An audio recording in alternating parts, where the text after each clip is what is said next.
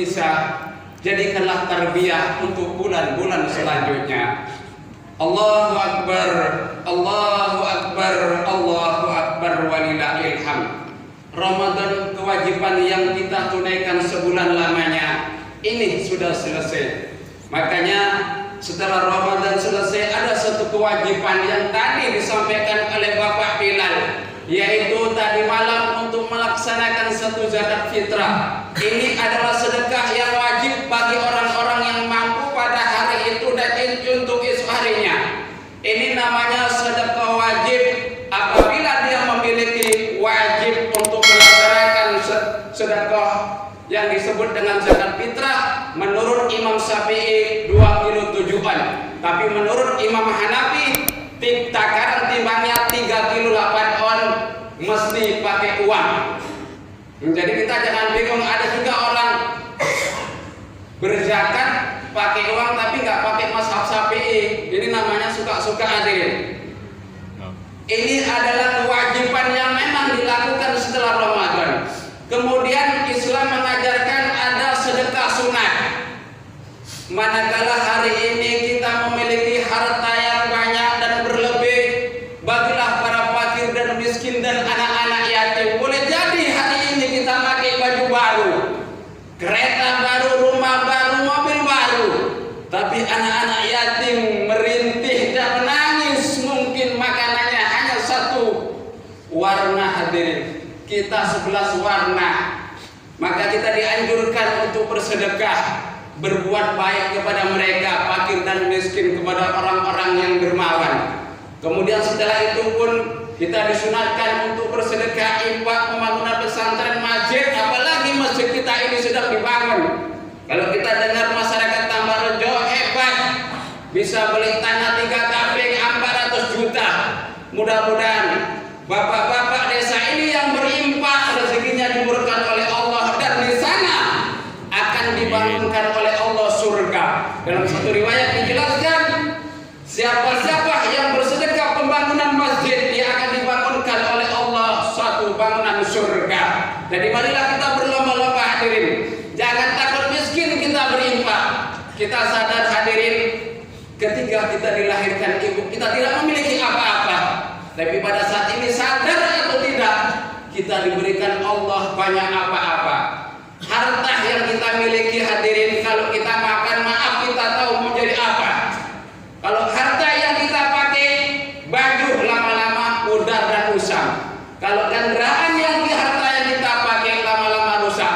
Tapi harta yang kita infakkan di jalan Allah, karena Allah, itulah hakikatnya harta yang bermanfaat. Oleh karena itu hadirin, mungkin kenajiran sangat mengharap kepada kita infak para dermawan dan orang-orang kaya. Di dalam satu hadis dijelaskan, al-jannatu darul asya, sesungguhnya surga-surga itu tempatnya orang dermawan. Hadirin kaum muslimin hamba Allah yang berbahagia. Kemudian yang paling akhir dari khutbah ini, pada hari ini umat Islam dianjurkan untuk saling silaturahim. Artinya apa? Mungkin selama 1 tahun kita mempunyai kesilapan dan kesalahan. Karena dalam satu hadis yang sahih dijelaskan, la yadkhulul jannata qati'ur rahim. Tidak akan masuk surga seseorang itu walaupun amalnya hebat, tapi dia tidak bercakapan sesama muslim lebih 3 hari, apalagi sampai 1 tahun. Maka ajaran Islam pada saat ini, kita kebanyakan umat Islam saling kunjungilah teman kita, terutama guru, dan lebih-lebih kunjungilah orang tua kita yang mungkin miskin, tidak memiliki apa-apa. Kita kasih mereka orang tua, karena orang tua adalah orang yang bersusah payah membesarkan anak-anaknya. Kadang-kala kita tidak sadar, kita disekolahkan sampai sarjana, begitu tamat anaknya bekerja lalu diambil orang, akhirnya mama bapaknya pun tidak memiliki penghasilan tersebut. Iya, kalau orang si anak tadi sama suaminya tahu, dia bisa membagi rezekinya. Tapi kalau tidak tahu, itulah perjuangan ayah yang harus diikhlaskan. Pada hari ini kita pula dianjurkan sekali lagi untuk menyantuni dan mengasihi orang tua kita, sehebat apapun amal kita, sehebat apapun pangkat dan jabatan kita, dan sehebat apapun harta kekayaan kita, tapi kalau kita tidak santun atau bahasa kasarnya kasar kepada orang tua, jangan mimpi hadirin masuk surga. Ridho Allah, ridho walidain. Artinya apa? Kalau orang tua marah kepada kita, berarti Allah marah kepada kita. Jadi ketika kita ingin mau dimasukkan Allah ke dalam surga, diangkat derajatnya oleh Allah, berbuat baiklah kepada orang tua. Hadirin kaum muslimin hamba Allah yang berbahagia, ada satu kisah yang sangat singkat. Kisah ini terjadi di zaman Rasulullah SAW. Ketika itu seorang pengembala pemuda, dia mempunyai 2 orang tua yang sangat tua sekali. Tak lama kemudian ayah pun meninggal, lalu tinggal ibunya sakit-sakitan. Tapi pemuda tadi dengan ikhlas setelah mengembala, dia kembali mengurusi ibunya tiap hari ikhlas pemuda tadi.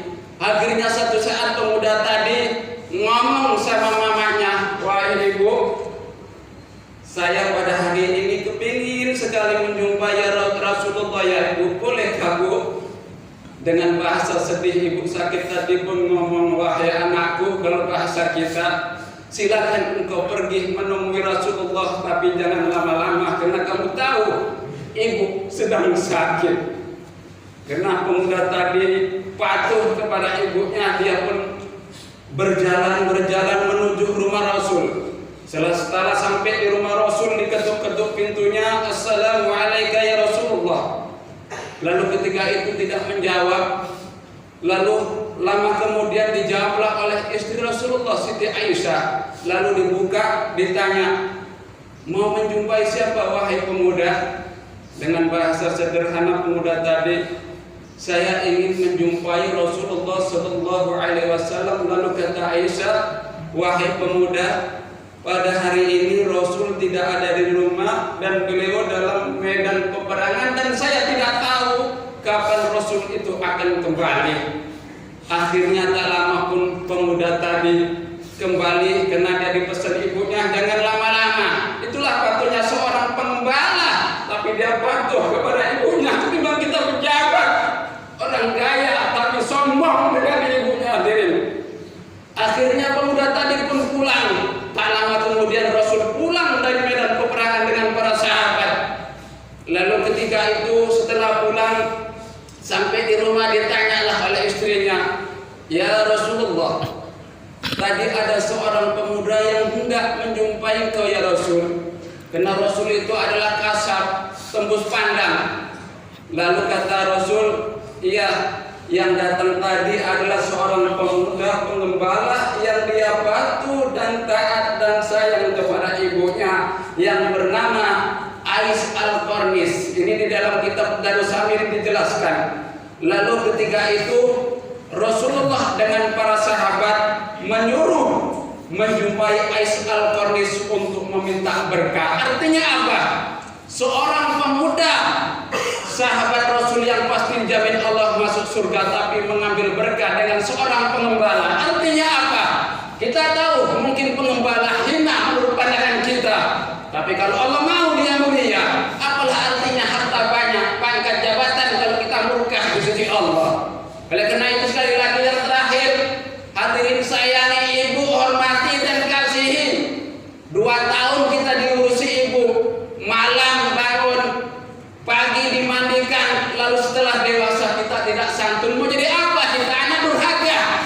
Sia-sia amal kita hadirin. Oleh karena itu sekali lagi hormati dan sayangi orang tua, dan marilah kita saling memaafkan. Karena ciri orang yang bertakwa kata Allah di dalam Al-Quran surat Al-Imran 133, saling memaafkan. Mudah-mudahan khutbah yang sangat singkat ini bermanfaat kepada diri dan kita sekalian. Barakallahu li wa lakum fil Qur'anil azim, wa nafa'ani wa iyyakum bima fihi minal ayati wa zikril hakim.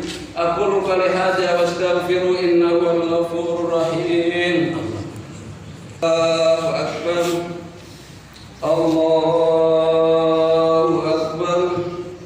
Allahu akbar. Allahu akbar.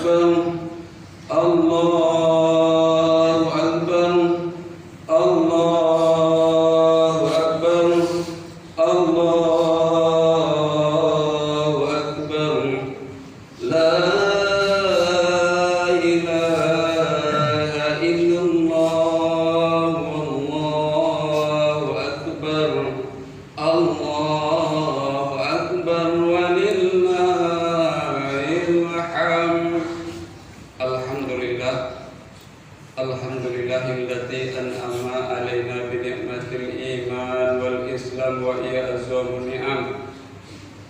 Ashhadu an la ilaha illallah wa ashhadu anna Muhammadan abduhu wa rasuluh.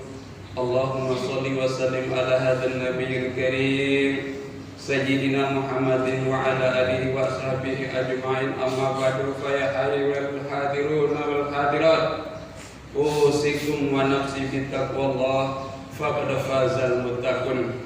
Innallaha wa malaikatahu yusholluna 'alan nabi ya ayyuhalladzina amanu shallu 'alaihi wa sallimu taslima. Allahumma shalli ala Muhammad wa ala ali Muhammad kama barakta ala Ibrahim wa ala ali Ibrahim fil 'alamin innaka Hamidum Majid. Allahumma warda 'anil khulafa'il arba' sayyidina Abi Bakr wa Umar Utsman wa Ali wa an kulli sahabati Rasulillah ajma'in wattabi'it tabi'in wa man tabi'ahum bi ihsanin ila yaumiddin wa 'alaina ma'hum bi rahmatika ya arhamar rahimin. Allahumma ighfir lana wa lil mu'minina wal mu'minat wal muslimina wal muslimat bi rahmatika ya arhamar rahimin. Ya Allah, ya Tuhan kami, di pagi hari ini kami berdoa, selamatkanlah kami ya Allah dari ajab-Mu, dan sejahteralah negeri Palestina ya Allah yang dimusuhi orang-orang Israel yang zalim ya Allah. Hancurkan mereka ya Allah. Rabbana atina fid dunya hasanah wa fil akhirati hasanah wa qina adzabannar. Walhamdulillahi rabbil alamin. Assalamualaikum warahmatullahi wabarakatuh.